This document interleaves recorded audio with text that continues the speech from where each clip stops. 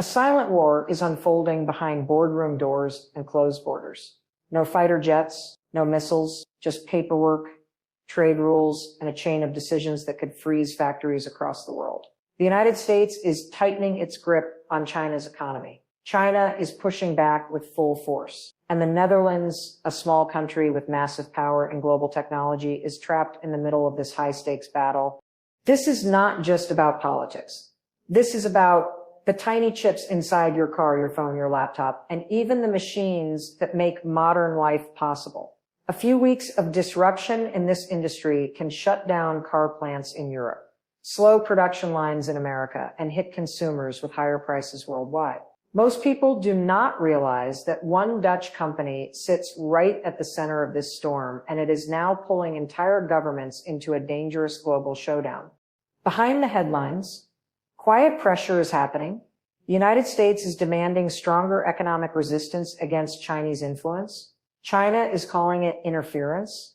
And the Netherlands is forced to choose between its biggest trading partner and its strongest security ally. Deals are being made behind closed doors. International laws are being stretched. Old emergency powers are suddenly being used again, something that has not happened in decades. But there is more to this story than official statements and press releases. There are details most media outlets skip, like why a chip company that makes old, basic technology suddenly became one of the most important assets in global power politics, or why China is not just angry but strategically calculated in its response, or why European leaders are now quietly nervous about the next move in this escalating conflict. This situation is not only reshaping the tech industry, it is starting to change how countries see economic power itself. Control over supply chains is becoming more important than control over oil. Semiconductor factories are becoming more powerful than army bases. And small countries like the Netherlands are realizing they hold keys that even superpowers cannot ignore. In this video, you will learn how this conflict started and why a single chip company became a global flashpoint. You will understand how the United States is using economic pressure instead of military force. You will see how China is responding in ways that could shake the global auto and electronics industries. And you will discover why the Netherlands is now one of the most important players in a conflict it never wanted to be part of. More importantly, you will learn how this impacts you, your job market, your technology, your cost of living, and the future stability of the global economy. Stay until the end, because we will also break down the possible outcomes of this standoff. Will the U.S. manage to force China into compliance? Will China retaliate in a way that hits Western industries harder than expected? Or will the Netherlands trigger a new economic balance that changes the future of global trade? This is not just another trade dispute. This is a fight over control of the digital world. And it is happening right now while most of the world is not paying attention. Welcome to our channel, where we break down the biggest global stories without noise and without distractions. If you want to stay ahead of economic power shifts, technology wars, and global politics, subscribe now and turn on notifications so you do not miss what comes next. Nexperia is a Dutch semiconductor company based in the city of Nijmegen. It does not make the advanced chips that power artificial intelligence or supercomputers. Instead, it focuses on something less glamorous but just as important basic or legacy semiconductors. These are the small components found in everyday products like cars, power supplies, home appliances, medical equipment, and industrial machines. Without them, modern manufacturing would simply stall. Even though Nexperia is located in the Netherlands, it is owned by Wingtech Technology, a large Chinese electronics company. Wingtech acquired Nexperia in 2019, a deal that barely made headlines at the time. Back then, legacy chips were not seen as strategic assets. They were considered low-risk, low-attention products. That has completely changed in recent years as global supply chains became more fragile and governments realized how much control these small components really give. Most car factories rely heavily on Nexperia's chips. Its products are used for power management, signal processing, and basic control systems. These chips do not grab media attention, but without them, modern vehicles cannot even start. During the global chip shortage, Companies like Nexperia became critical players, even though they were previously ignored compared to bigger tech giants. This is where US-China tensions enter the picture. The United States has been tightening its grip on technology exports to China. It introduced strong export controls aimed at limiting Chinese access to advanced semiconductor tools and components. These measures were designed to slow China's progress in strategic industries like artificial intelligence, military technology, and high-end computing. As part of this strategy, the United States added WingTech, Nexperia's parent company, to a restricted trade list. American officials raised concerns about data security, technology transfer, and the risk of sensitive European chip production being influenced by Chinese state-linked businesses. This move did not directly ban Nexperia, but it placed a shadow over the company and increased pressure on its operations and partnerships in the West. Now, a company that once worked quietly in the background of the global economy has found itself at the center of a major geopolitical struggle. Governments no longer see Nexperia as just a manufacturer. They see it as a strategic asset in a growing technology and economic war. On September 30th, the Dutch government took an extraordinary step that shocked both investors and foreign governments. It activated an old emergency law known as the Goods Availability Act and moved to take direct control over parts of Nexperia's operations in the Netherlands. This law had originally been designed for wartime or national crisis situations, not for corporate disputes. Its sudden use signaled how seriously the Dutch authorities were treating the issue. The official reasoning centered on fears of sensitive technology leaving Europe and concerns over how the company was being governed under foreign ownership. Dutch officials argued that allowing a strategic semiconductor producer to remain fully influenced by a Chinese parent company created long-term risks. They were worried about intellectual property, supply chain security, and the possibility that critical knowledge could eventually strengthen a foreign competitor outside European control. Behind the formal statements, there was also growing pressure from allies who saw Nexperia not just as a business, but as part of a larger technology battlefield. The situation escalated further when a Dutch court intervened and suspended Nexperia's Chinese chief executive officer. The court cited serious governance concerns, including issues related to decision-making transparency and the level of influence coming from the parent company. This move added a legal dimension to an already tense political conflict. It also sent a clear message that the Netherlands was willing to challenge foreign control even at the executive level if national interests were perceived to be at risk. Beijing did not take these actions lightly. Chinese authorities publicly criticized the move and described it as unfair interference in normal business operations. The reaction was not only diplomatic. China responded with concrete economic pressure by imposing new export restrictions on certain Nexperia chips that were manufactured inside China. These restrictions tightened the flow of components to international markets and introduced new uncertainty for companies that relied on them, especially in the automotive sector. Behind the scenes, Chinese officials began signaling that this case could become a test for how Western countries treat Chinese-owned companies in the future. What started as a governance intervention in a European semiconductor firm was quickly turning into a symbol of resistance and retaliation in a much larger global power struggle. For months, American officials had been openly warning about the dangers of allowing Chinese companies to hold influence over critical semiconductor infrastructure in Western countries. Their argument was not only about competition, but about security. Chips are no longer seen as simple commercial products. They are treated as strategic tools that power defense systems, communication networks, energy grids, and entire industrial ecosystems. In this environment, control over a chip manufacturer is seen as control over a nation's digital backbone.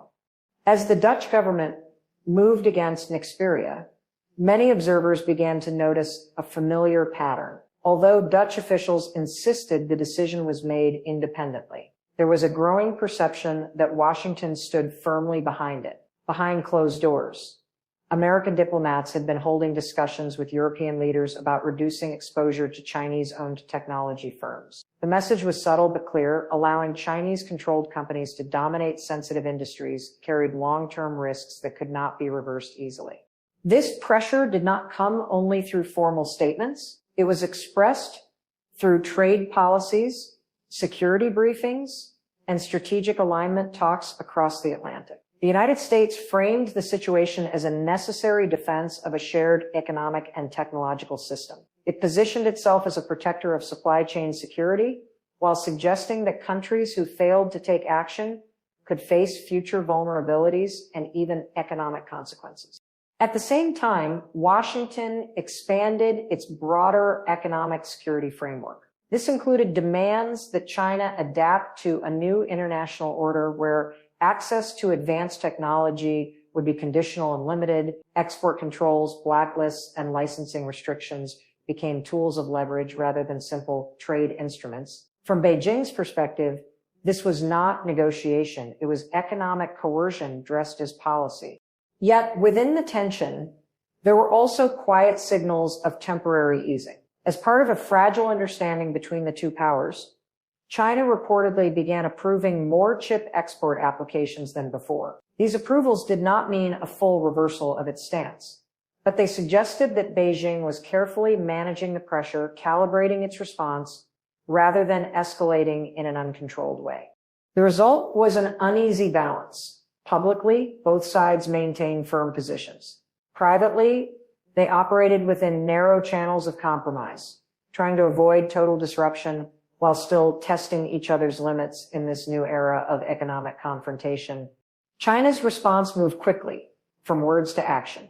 Export approvals for certain Xperia chips produced inside China were suddenly tightened and in some cases halted. These were not advanced processors, but the basic components used in vehicle control systems, braking modules, power steering, and battery management units. Even a small disruption in the supply of these chips created ripple effects across global car manufacturing. Automakers and parts suppliers began quietly adjusting production schedules as uncertainty grew around delivery timelines and availability.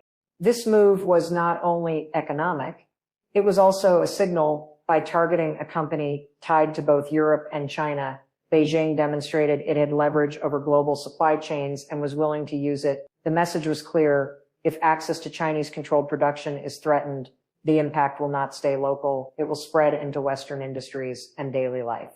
At the same time, China launched a strong diplomatic pushback. Officials accused the Netherlands of interfering in legitimate business operations and abandoning the principles of free markets. It had long defended. Chinese media framed the move as political discrimination rather than a security decision. They argued that if European countries could remove foreign owners simply because of their nationality, it would weaken global investor trust. Beijing also demanded that the Netherlands reverse what it called unilateral measures. In Chinese official statements, the seizure of control over an Xperia was described as an overreach that damaged international business stability. They warned that such actions could set a dangerous precedent for other Chinese investments in Europe, not only in technology, but in energy, logistics, and manufacturing. Behind the public criticism, diplomacy started moving quietly. Dutch officials traveled to China for closed-door discussions, aiming to calm tensions and find a way out that would not escalate further. These were not symbolic visits. They involved detailed talks about trade access, governance conditions, and the future structure of Nexperia's operations. The goal was to avoid long-term damage to economic relations while protecting Dutch strategic interests. China acknowledged the Netherlands' partial suspension of its takeover order as a small step in the right direction, but made it clear that was not enough. It wanted a full rollback and guarantees that similar actions would not happen again. The talks revealed how deeply this issue had moved beyond a single company and into the larger question of how far nations can go in controlling foreign-owned assets during times of global tension. The shockwaves from the chip restrictions did not stay within political circles. They moved straight into production floors and supply networks across the world. Major automotive suppliers began reporting delays, rising costs, and logistical complications. Even companies that had diversified their sources felt the pressure because these components are deeply embedded in modern vehicle systems. Unlike luxury features, these chips cannot be easily replaced or redesigned without long testing cycles and safety approvals. A short disruption quickly turns into months of production imbalance. If this instability continues, the risk of a wider industrial slowdown becomes real. Car makers may be forced to cut output, delay new model launches, or temporarily shut down assembly lines. This does not only affect large manufacturers, it impacts smaller parts suppliers, logistics companies, dealerships, and eventually consumers who face longer waiting times and higher prices. A problem that starts in one European chip factory and a few Chinese export controls can quietly expand into a global economic slowdown within connected industries. Beyond manufacturing, this situation highlights a strategic shift in Europe's thinking. For years, European governments maintained a careful balance in dealing with China, separating commerce from politics. That line is now fading. There is growing caution over how much influence China holds in critical technologies like semiconductors, telecommunications, and energy infrastructure. Nexperia has become a case study in how European nations are reassessing that exposure and pushing for stronger technological sovereignty. At the same time, this episode shows how far the United States is willing to go in shaping the decisions of its allies. It is no longer just about American companies competing with Chinese firms. It is about building a coordinated front to limit Chinese control over sensitive sectors. This approach is not subtle. It influences laws, investments, and national security policies far beyond U.S. borders. The use of the Goods Availability Act adds another layer of meaning. This law dates back to Cold War conditions when governments prepared for national emergencies and wartime shortages. Its revival in a corporate takeover dispute signals something deeper. It suggests that supply chain control is now treated on the same level as military readiness. Governments are preparing for economic conflicts the way they once prepared for armed ones. It also sets a powerful example. Other countries are now watching closely. If the Netherlands can activate emergency powers to intervene in a private semiconductor company, others might follow. This could reshape how foreign investments are handled in strategic sectors, not just in Europe, but across the world. It is a sign that globalization is slowly giving way to controlled, security-driven economics. After weeks of rising tension and economic pressure, the Netherlands made a move toward de-escalation by suspending its takeover order on Nexperia. This decision was presented as a step to stabilize the situation and create space for dialogue. It did not mean a full reversal, but it signaled that The Hague understood the wider consequences of allowing the dispute to spin further out of control. For global markets and European industry leaders, even a temporary pause brought a small sense of relief. China publicly welcomed the decision, but its tone made it clear that this was not the end of the matter. Chinese officials described the suspension as a starting point, not a solution. They continued to push for a complete rollback of the intervention and long-term guarantees against similar actions in the future. In their view, anything short of that still leaves Chinese investments in Europe exposed to political risk. At the same time, a new layer of concern began to surface around product quality. Nexperia warned that certain chips manufactured in China after a specific point in time might not meet the same quality standards expected by its customers. This was not a diplomatic statement. It was a technical and operational warning aimed at manufacturers who depend on stable, consistent components for safety-critical systems, like vehicles and industrial control units. Even a small variation in quality can lead to large-scale recalls, legal liability, and long-term damage to trust. Behind the scenes, talks continued. Officials and trade representatives worked through technical details, legal frameworks, and potential compromises. There were discussions about governance structures, production standards, and possible safeguards to protect both national security and commercial stability. Some observers saw this as an opportunity to design a new model for managing foreign ownership in sensitive industries. Yet, despite these efforts, the underlying risks did not vanish. Semiconductor supply chains remained fragile and highly concentrated.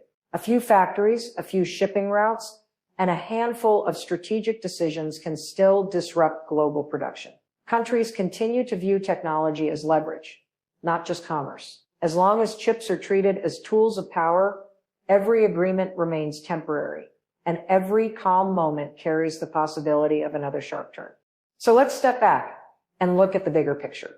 The United States applied pressure. The Netherlands moved to block a sensitive takeover. China responded with strong warnings and countermoves. And what we're seeing now isn't just political drama. It's a chain reaction across chips, trade, technology, and power. Every decision made in Washington, Beijing, or The Hague is sending ripples through the global tech system.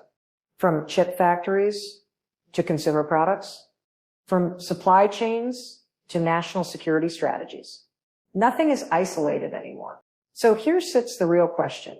What does all this mean for the future of global tech supply chains? Are we heading toward cooperation or a permanent split in the world's technology systems? Because one thing is clear. These trade and tech battles don't just affect governments. They affect companies, jobs, prices, and even the devices we use every day. This is why it's important to stay informed on these geopolitical shifts. They are not far away. They shape the world around you. If you found this breakdown useful, hit the like button. Subscribe to the channel for more deep dives into global power, technology, and the real stories behind the headlines. And tell us in the comments, where do you think this global tech war is heading?